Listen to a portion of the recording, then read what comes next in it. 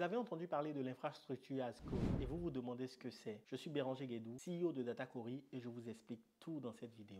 Traditionnellement, les infrastructures étaient provisionnées manuellement dans des data centers par des ingénieurs. Et donc, ces ingénieurs se basaient sur des tickets qu'envoyait l'utilisateur final. En gros, si vous voulez un serveur pour déployer votre application, vous faites un ticket. Dans ce ticket, vous expliquez les spécifications de la machine que vous voulez pour déployer votre application.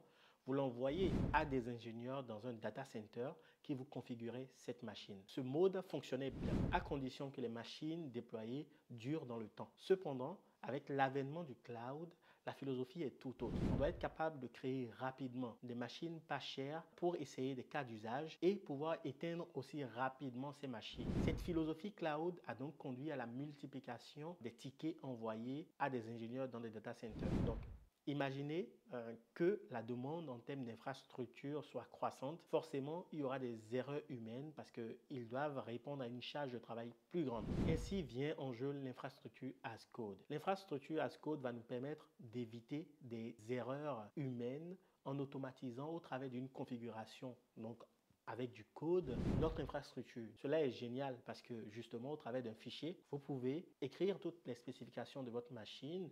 Vous pouvez en une commande l'allumer, donc provisionner, et en une commande éteindre, donc déprovisionner votre infrastructure. Personnellement, chez Datacorey, nous utilisons Terraform comme outil d'infrastructure as code. Terraform va nous permettre d'avoir une infrastructure qui est versionnable.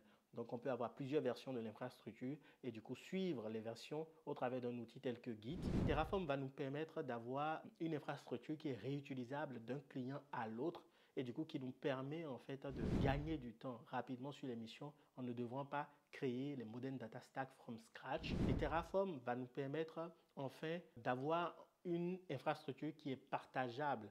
Donc, tel ingénieur de Datacorey peut l'utiliser, tel autre ingénieur de Datacorey peut aussi l'utiliser.